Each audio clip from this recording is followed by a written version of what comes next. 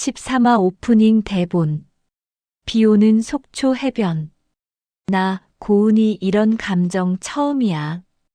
강대범과 고은이의 달콤한 휴가가 계속된다. 전복 물회를 기다리며 걷는 빗속 산책.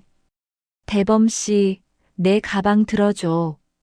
오케이 사인도 없이 가방을 대범의 어깨에 척 걸치는 고은이. 여자가 자기 가방을 맡긴다는 것. 그것은 신뢰를 나타내는 의미였다.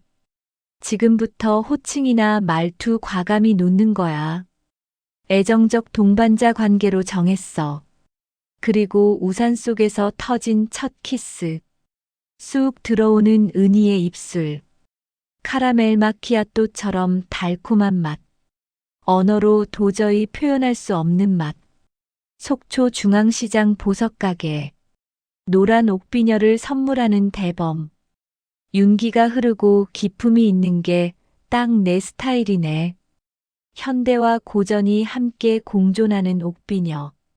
비치호텔 301호와 302호. 게딱지 비빔밥과 와인을 함께 나누는 두 사람. 그리고 침대 위에서 벌어진 가혹한 테스트. 귀한 건 오래 보고 귀한 음식은 천천히 오래오래 맛보는 거야. 기다려. 신이 내린 테스트 중 가장 가혹한 테스트. 하지만 서로의 품 안에서 밤새 도란도란 나눈 이야기. 우리 이렇게 잘 맞아도 돼? 운명이잖아. 미녀 스파이전 제13화. 발가벗긴 욕망의 족쇄라니. 이 이야기가 마음에 드신다면 구독과 좋아요 부탁드립니다. 미녀 스파이전 13화 오디오 대본. 발가벗긴 욕망의 족쇄라니. 나, 고은이 이런 감정 처음이야.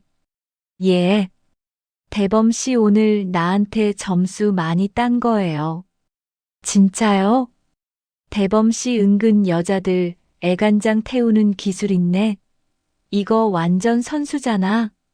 예. 무슨 그런 말씀을. 수사관하고 문학이 잘 어울리지 않은데.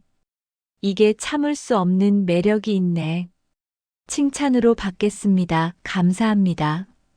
속초 시내 다 왔습니다. 뭐 드시고 싶어요? 나 전복 물회 먹고 싶어. 빨간 양념 육수에 담긴. 그럼 제가 그쪽으로 모시겠습니다. 역사가 오래된 유명 맛집 물회 가게는 사람들로 인산이네였다. 대기 시간만 장장 1시간이었다. 그래도 지겹거나 시간 낭비라는 생각은 들지 않았다. 바로 앞에 있는 해변을 바라보았다. 갑자기 비가 내리네. 진짜 비네. 우리 기다리는 동안 해변이나 산책할까요? 고은이 박사는 비가 오는 바다를 가고 싶다고 먼저 제안을 했다. 좋죠. 잠깐 기다려봐요. 차에 가서 우산 가져올게요. 대범이 차에 가서 가져온 우산을 펼쳤다. 금방 그칠 비 같지 않은데요. 먹구름이 그새 진하게 변했네.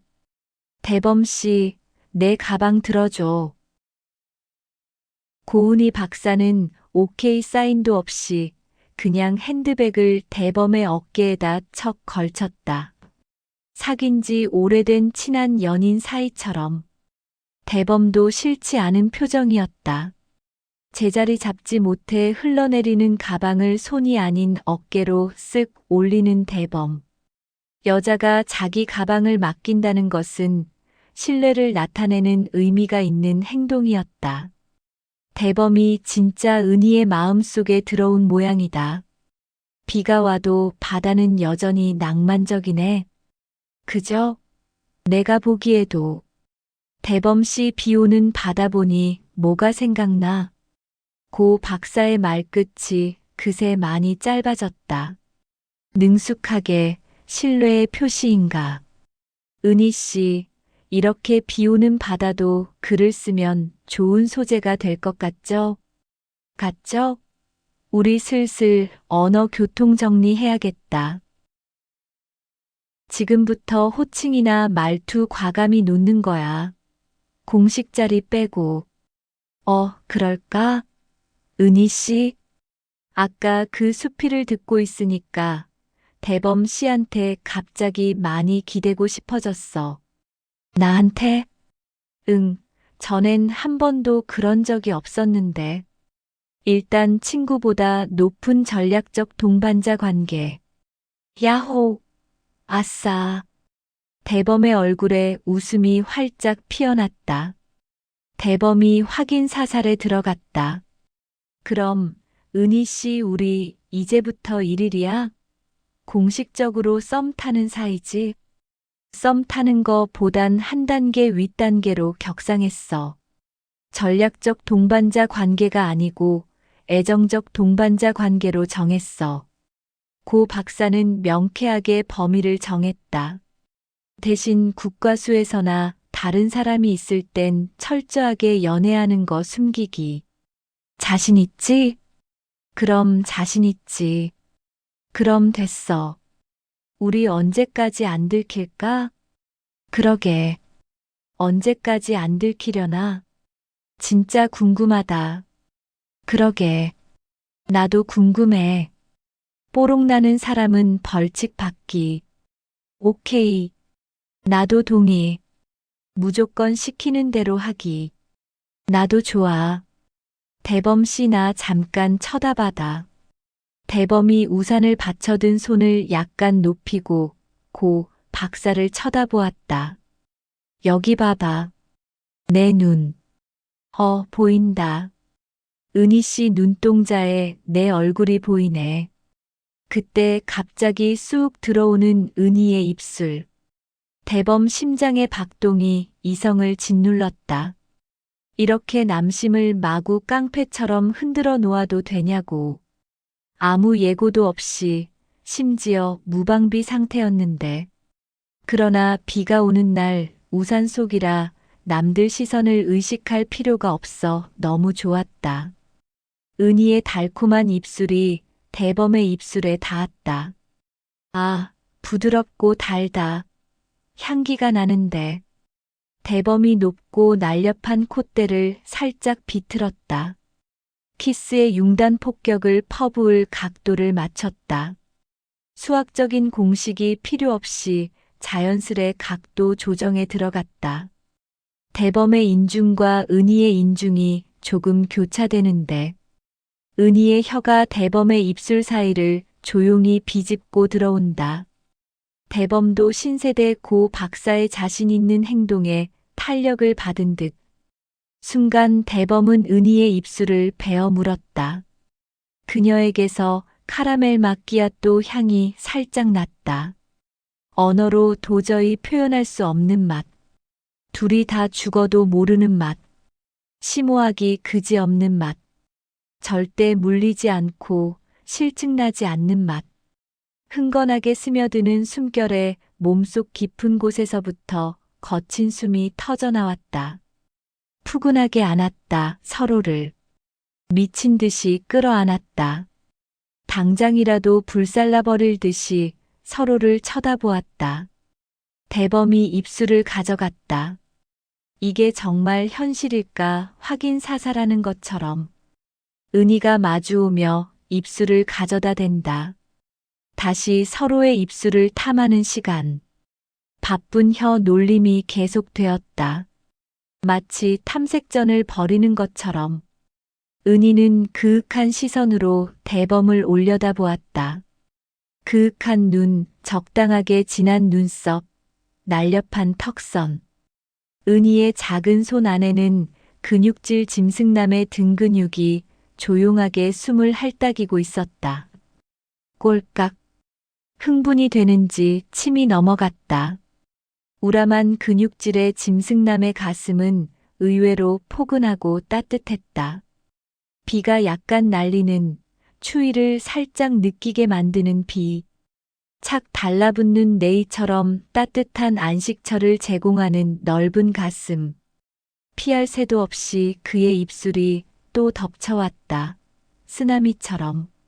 순서를 기다리는 대기 시간 동안 비 오는 해변은 두 사람을 더욱 가깝게 만들었다. 우산을 같이 쓰는데 축축한 느낌이 들었다. 고은이 박사를 많이 배려하다 보니 대범의 옷은 반쪽은 젖어 있었다. 그래도 싫지 않았다. 빨리 물회 먹고 거기 가자.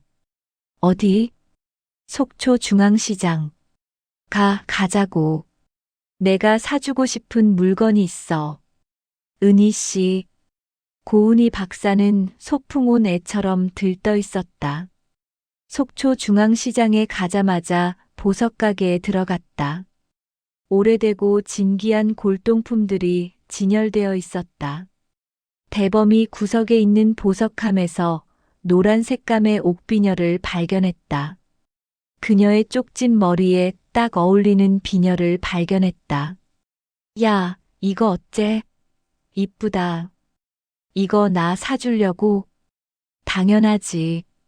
우리 은희 사줘야지. 윤기가 흐르고 기품이 있는 게 딱 내 스타일이네. 맘에 들어. 당근이지. 누가 사주는 건데?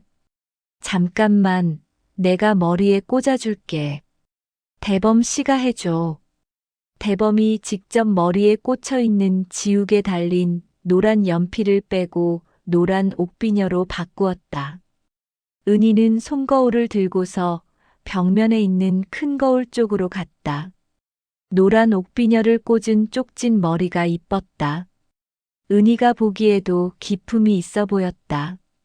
검고 윤기나는 머리에 약간 노란 빛을 머금고 잘 어울리는 옥비녀. 더군다나 맘에 드는 남친이 사준 건데 현대와 고전이 함께 공존하는 옥비녀였다. 속초 중앙시장에 들려 꽃게 파는 거리로 들어섰다. 꽃게를 잘라 종이박스에 넣어 포장했는데 비주얼이 군침을 돌게 만들었다. 양념을 섞어 만든 비빔밥이 게딱지에 들어있었다. 우리 저 게딱지 비빔밥 사가서 나중 먹자. 응, 맛있겠다. 골목 끝 욕쟁이 할머니가 직접 구워주는 감자전도 샀다. 직접 갈아 만들어 시간이 많이 걸려도 기다리고 있는 손님들. 대범은 엄지를 척 세웠다. 속초 해변이 내려다 보이는 비치 호텔을 하나 잡았다. 물론 방은 2개를 예약. 301호와 302호입니다. 고맙습니다.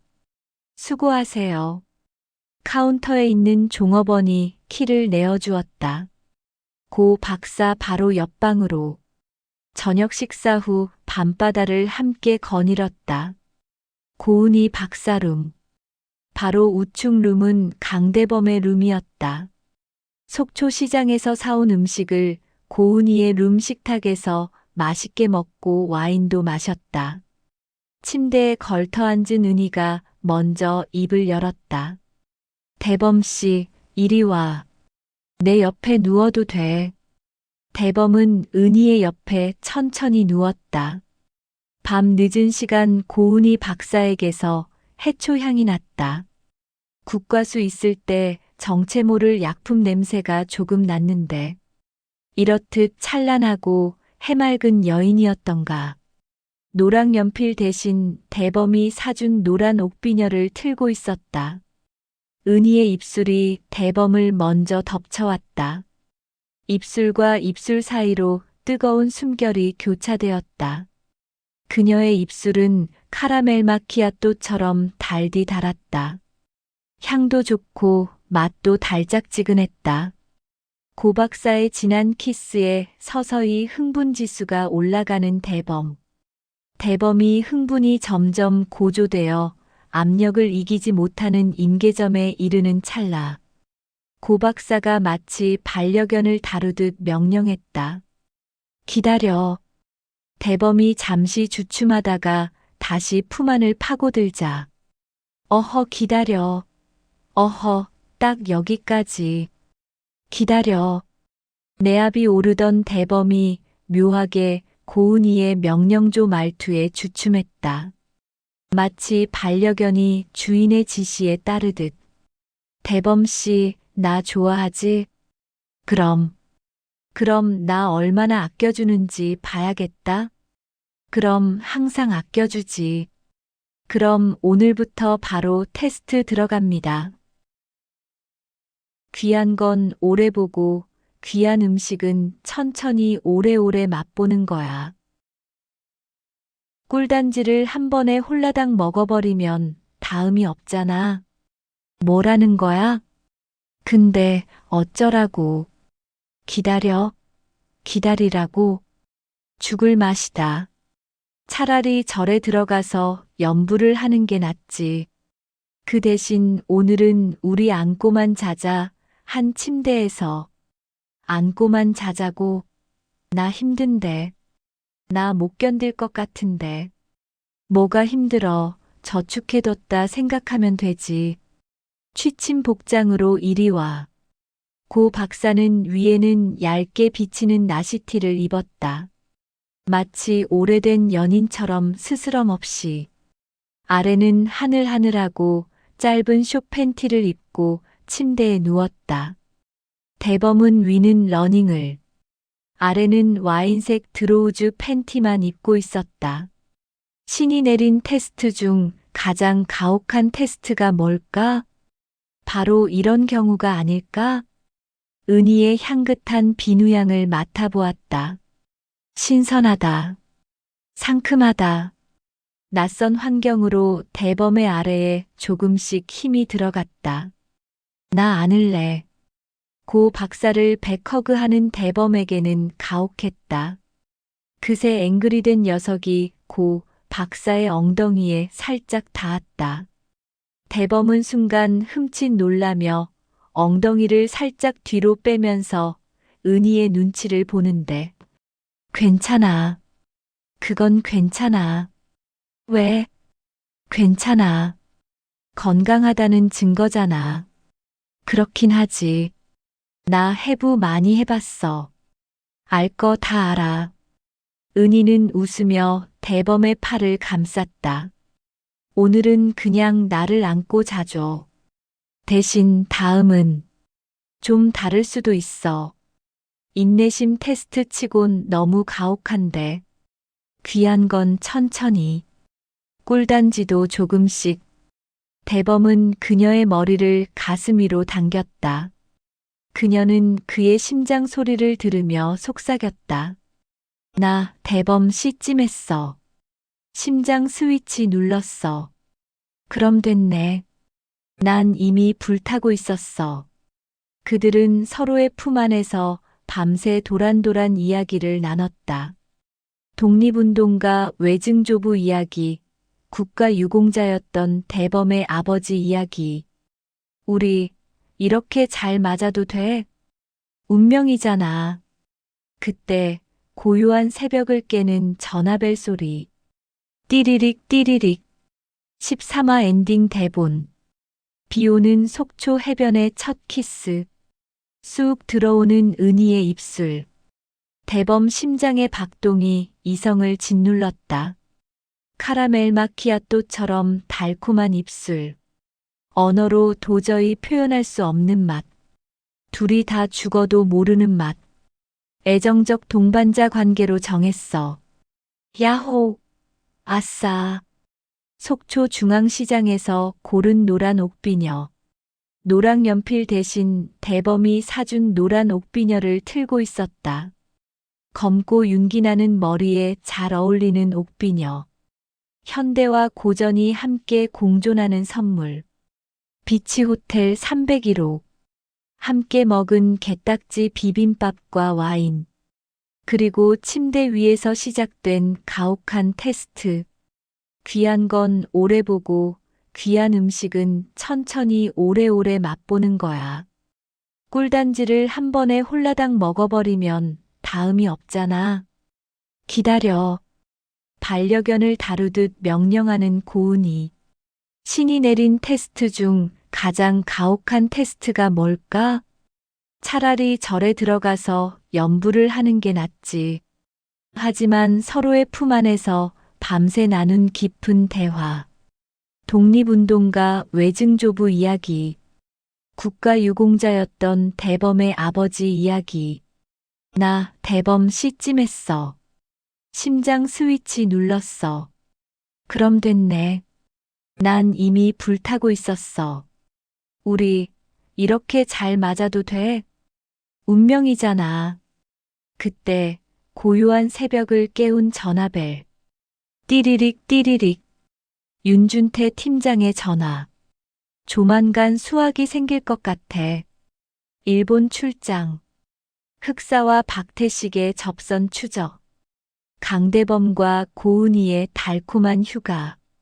그 사이 움직이기 시작한 국정원 수사팀. 다음 이야기가 더욱 긴박하게 펼쳐집니다. 본 작품은 제2회 자랑스러운 한국인 시나리오 공모전. 본선 진출작 전갈짜리를 바탕으로 최신 업그레이드한 원소스 멀티유즈 작품입니다.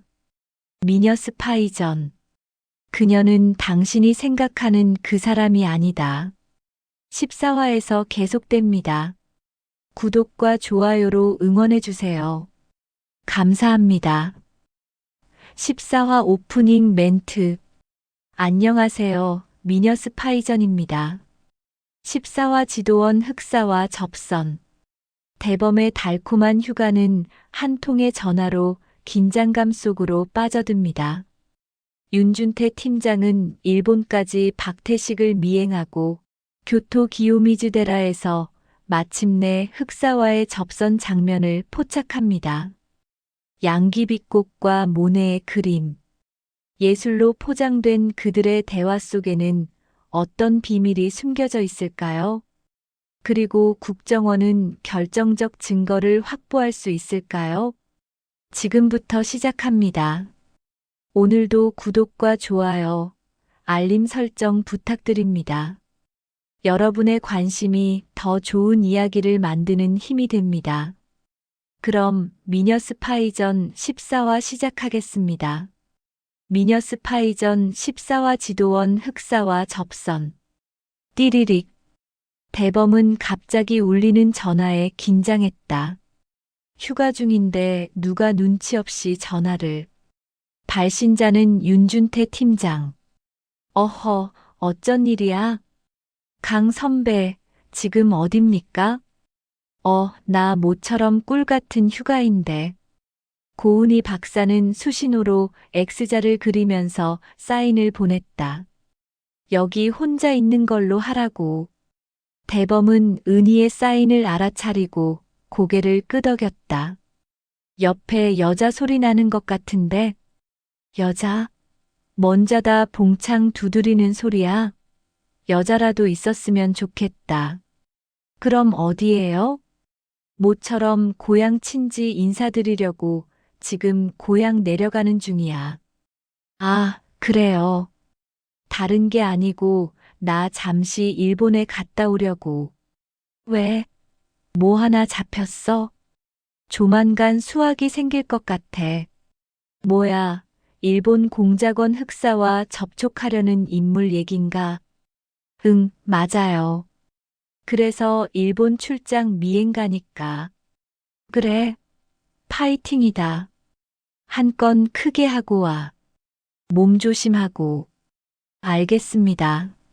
선배 오늘까지 휴가죠? 응, 오늘까지. 곧 올라갈 거야. 그럼 일본 갔다 와서 봐요.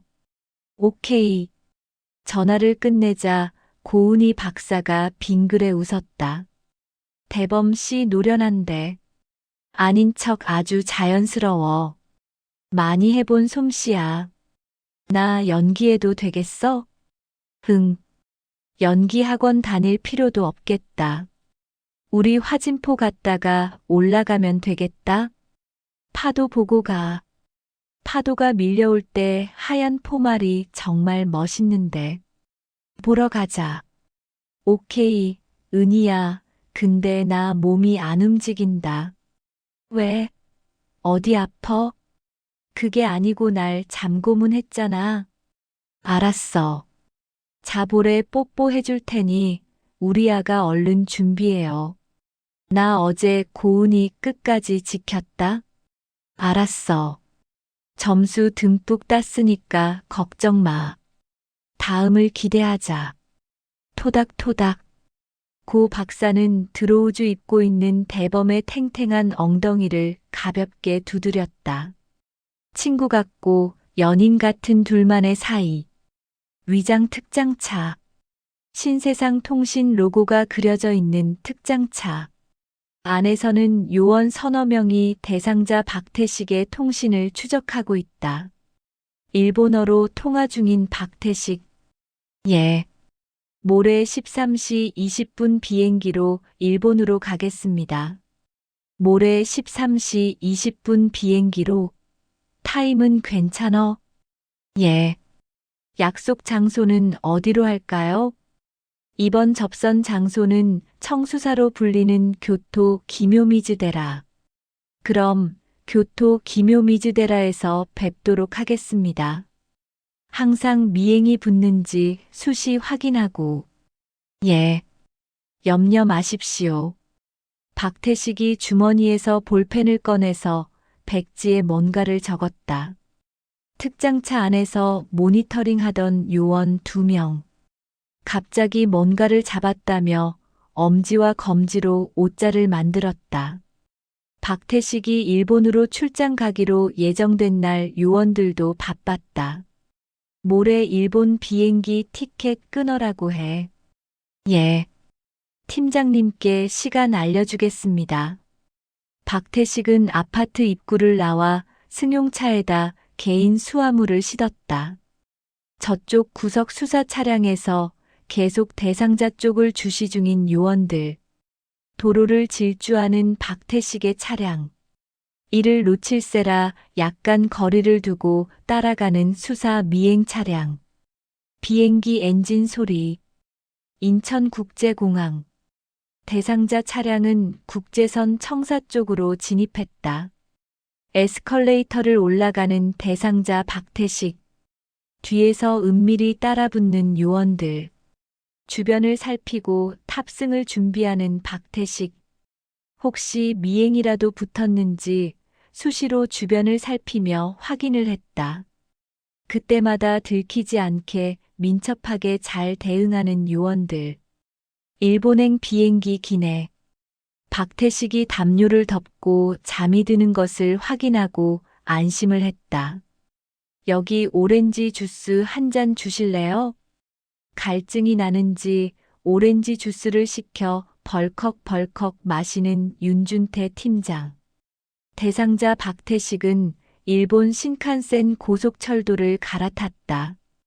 가끔씩 창밖을 보며 어디론가 핸드폰으로 소곤소곤 통화를 했다. 조금 떨어진 자리에서 신문 보는 척 귀를 쫑긋하며 지켜보는 요원. 대상자가 화장실 쪽으로 가면 출입구 쪽에 있는 용떼가 슬쩍 지켜본다. 오후 일본 오사카 거리. 쇼핑을 하는 박태식이 갑자기 대형 백화점 입구를 들어선다. 요원이 급하게 따라 들어간다. 그러나 대상자는 사라지고 없다. 준태가 잠깐 놀란 가슴을 진정시키고 사방으로 찾았다. 저쪽 아이스크림 가게 앞에서 아이스크림을 사고 있는 박태식. 다행히 빈자리를 찾아서 아이스크림을 맛보고 느긋하게 여유를 부리고 있었다. 지잉. 그때 준태 핸드폰 진동이 울렸다. 화면 보니 하트 뿅뿅 현역 문자 뜬다. 이런 중요한 순간에 전화가 울리냐. 안 받으면 죽음이다. 일단 받고 보자. 오후 세상에서 제일 이쁜 현영. 당신 오늘이 무슨 날인지 알아? 현영의 열받은 목소리에 순간 놀라는 준태. 아, 와이프 생일이다. 죽었다. 하필 일본 출장 중인데. 응. 알지. 알아. 우리 하트 뿅뿅 사모님 생일이지? 준태가 저자세로 전화를 받았다. 들어올 거야? 말 거야? 당연히 들어가야 하는데 전시회 때문에 다들 밤새는데 어쩐다. 오늘 같은 날은 일찍 좀 들어와라. 당신 혼자 24시간 근무하냐? 당신이 무슨 중요한 국정원 요원이라도 돼? 내 말이. 나도 답답하다. 답답해. 파주 그 넓은 땅엔 당신 혼자밖에 없냐고. 그러면 연봉이라도 더블로 달라고 하던지. 나 혼자 일하면 미친놈이지. 다른 직원들도 같이 있으니까. 당신 혹시 나 몰래 바람 난 거 아니야? 어허, 무슨 말씀을. 이 세상에서 제일 이쁜 마누라 놓아두고 미친놈이냐? 바람 피우게. 아냐. 뭔가 있어. 아무래도 바람이야. 바람이라니? 독서 바람이겠지. 내가 출판 대전이 있다고 말했잖아. 준비 때문에 밤샘 자주 해야 한다고. 나 촉 좋아. 조심해. 딱 걸리면 다리 몽댕이 부러질 줄 알아? 예, 사모님. 진주보다 더 영롱한 빛을 가진 현영 씨 사랑해요. 까고 있네. 여전히 현영의 환한 목소리는 진정될 기미가 보이지 않는다. 사모님이 까고 있네. 가 뭐야? 하늘 같은 서방님한테. 준태 핸드폰을 쳐다보면서 고개를 좌우로 흔들었다. 싸가지는 밥 말아먹었나? 어쩌다 저렇게 변했지? 다 내 잘못이지 뭐. 듣기 싫어. 꼴에 듣기는 싫은 모양이지. 밤일도 제대로 못하면서 그런 말이 나와? 아니, 아니라고. 내가 맨날 집에도 못 들어가는 죄인인데 와이프 충고를 기분 나빠한다면 그건 사람 새끼도 아니지. 경고하는데 오늘 밤 12시까지만 내 생일이야. 늦으면 문 잠글 줄 알아. 끊어. 현영이 짜증내면서 전화를 끊었다. 준태 끊어진 전화기를 쳐다보며 자신의 신세가 한심스럽게 느껴졌다. 여기 일본이야. 내가 어떻게 가냐고. 내가 이리 산다 이리 살아. 아이스크림을 다 먹은 박태식은 시계를 보면서 자리에서 일어났다. 다시 뒤따르는 요원들. 그러나 이번에는 박태식이 뒷문으로 다시 빠져나간다. 재빨리 핸드폰으로 바깥에 있는 요원 5에게 연락을 취했다. 바깥에서 기다리고 있던 요원 5는 자연스럽게 박태식을 따라붙었다. 다시 뒤를 따르는 요원 6, 통화를 하는 척 핸드폰을 귀에 대고 간다. 장면 전환 음악. 일본 교토 기묘미즈데라 근처. 박태식은 손목시계를 쳐다보았다. 초조하다. 솔직히. 입구에서 서성거렸다. 뒤돌아본다. 미행이 붙었나? 그리고 약속된 폭포 방향으로 서서히 이동했다. 보인다. 오토와 폭포. 주위를 조심스레 살펴보았다. 미행이 따라 붙었는지 또 뒤돌아보았다. 아직까진 미행하는 사람은 없는 것 같은데. 저쪽 소나무 뒤에서 계속 태식을 주시하는 날카로운 눈길. 사진에서 본 익숙한 하얀 수염이다. 흑사는 싱긋이 웃으며 태식을 안으며 등을 토닥였다. 박태식은 깎듯이 흑사에게 예의를 갖추었다. 흑사는 박태식을 오토와 폭포 방향으로 데려갔다. 이미 많은 사람들이 줄지어 서 있었다. 오토와 폭포의 시원한 물을 마시면서 가족의 건강과 행복을 빌기 위해서 이런저런 얘기를 하면서 흑사의 옆을 바짝 따라다녔다. 흑사는 낙하되는 세 개의 물줄기를 보면서 먼저 말을 꺼냈다. 오토와 폭포의 물은 지혜와 건강, 장수를 상징하네. 예, 그렇다고 들었습니다. 두 가지를 선택하라고 하면 자네라면 어떤 걸 선택할 건가? 이 중에선 제가 갖고 싶은 게 없습니다. 의외의 대답이었다. 그러나 흑사는 박태식의 마음속을 훤히 알고 있다는 듯 노련하게 해답을 꺼냈다. 허허, 자네는 사업가니까 돈을 찾고 있구먼. 맞습니다. 뭐니 해도 머니가 최고 아니겠어? 이거, 제가 속마음을 들킨 것 같아 부끄럽습니다. 인간 본성이 당연하지 않겠나? 세상에 돈 싫어하는 사람도 있나? 그토록 조심했는데, 속마음을 들키고, 제 속물 근성을 다 보였습니다. 허허허, 자네한테 좋은 그림 하나 보내주겠어. 복을 많이 줄 거야. 아, 정말이십니까? 자네 인상주의 미술 좋아하는가? 인상주의요? 인상주의라니 예술에 취미가 있는 줄이야. 외모는 예술가 포스다. 왜 인상주의를 싫어하는 모양이지? 선생님께서 예술의 조예가 깊으신 줄 몰랐습니다. 왜? 나 같은 사람은 예술의 깡통인 줄 알았나? 아닙니다. 제가 지식이 짧아 부끄러워서 그럽니다. 그림도 자꾸 봐야 보는 눈높이가 올라가. 신미안을 키우게. 예. 모이는 사람들이 틀리고 어울리고 만나는 사람들이 격이 달라져. 알겠습니다. 저도 학교 다닐 때 수박 겉핥기로 서양 미술사를 들었지만 지금 생각해 보니 딱히 생각나는 것은 없습니다. 난 그 중에서도 모네의 양귀비꽃을 특히 좋아하네. 모네 화가를요? 특별한 이유가 있습니까? 빛에 따라 풍경과 색이 다르게 보일 수도 있다는 사실을 처음으로 주장한 화가지. 처음으로요? 뭐든지 처음이 중요한데. 그분 때문에 인상주의라는 용어가 처음 생겼지. 아하, 그래서 인상주의란 용어가 생겼구나.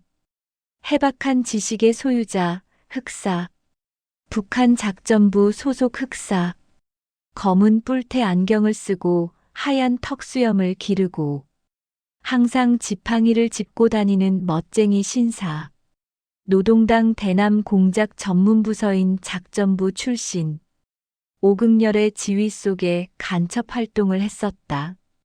국정원의 집요한 추적에 간첩망이 적발되어 문책을 당해 좌천되었던 흑사. 수십 번씩 반복해서 그렸다고 하네. 예, 수십 번씩이나요? 빛의 변화를 제대로 표현하기 위해서 대단한 집념을 가진 화가입니다.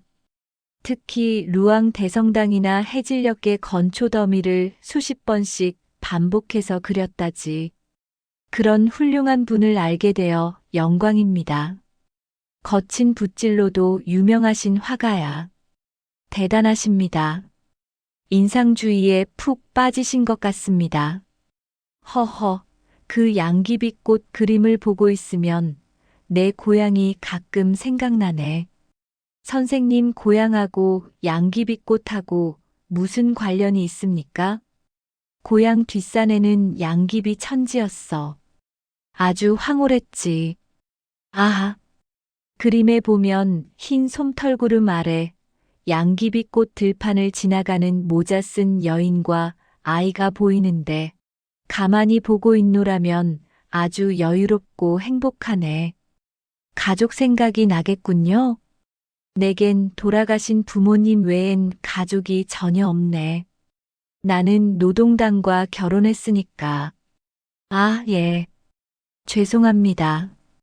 양귀비꽃이 색이 굉장히 아름답지 않습니까? 색깔도 예쁘고 노동당에서도 우리 고향 양귀비를 최고 품질로 쳐주었지. 북한으로 봐서는 양귀비가 큰 돈 줄 아닙니까? 그래서 귀한 대접을 받았지. 그렇죠. 저도 양귀비 좋아합니다. 양귀비를 좋아한다고? 그래. 예. 나도 거실에 관상용으로 조금 심어서 즐겨보곤 하네. 저 역시 양귀비의 매혹적인 색조가 너무 좋습니다. 색감이 보고 있노라면 사람을 홀리게 하는 마력이 있지. 저도 보고 있으면 취합니다. 취해. 이 친구 제대로 양귀비를 볼 줄 아는구먼. 하하. 흑사의 호쾌하게 웃는 소리가 들렸다. 흑사와 박태식 그림 이야기로 꽃을 활짝 피웠다. 이때 두 사람 옆으로 슬쩍 지나가는 윤준태 팀장. 조금 떨어진 거리에서 사진을 찍는 요원이의 모습도 보인다. 저기 커피숍 들어갑니다. 따라붙어. 시간은 더디게 흘러갔다. 평화롭고 여유로운 세상에 온 듯했다. 흑사는 박태식과 커피향을 마시면서 소곤소곤 밀담을 나누었다. 지금 나갑니다. 카피.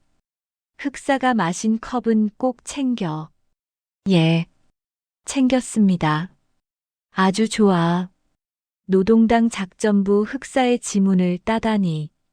자, 이동합니다. 한국에 들어가자마자 먼저 흑사 지문 현출 작업부터 맡기겠습니다. 지금 당장 내각정보조사실 K에게 연락 넣어라. 당장. 14화 엔딩 멘트. 미녀 스파이전 14화. 지도원 흑사와 접선 여기까지입니다. 윤준태 팀장은 흑사와 박태식의 접선 현장을 포착했습니다. 그리고 결정적 증거, 흑사의 지문까지 확보했습니다. 양귀비꽃으로 포장된 그들의 대화. 그 속에 숨겨진 진짜 의미는 무엇이었을까요? 그리고 현영의 생일을 놓친 준태는 무사히 집에 들어갈 수 있을까요? 다음 15화에서는 더욱 긴박한 추적전이 펼쳐집니다. 오늘 이야기가 재미있으셨다면 구독과 좋아요, 알림 설정 꼭 부탁드립니다. 댓글로 여러분의 생각도 들려주세요. 다음 이야기도 기대해 주시고 건강하시고 행복한 하루 보내세요. 미녀 스파이전이었습니다. 감사합니다.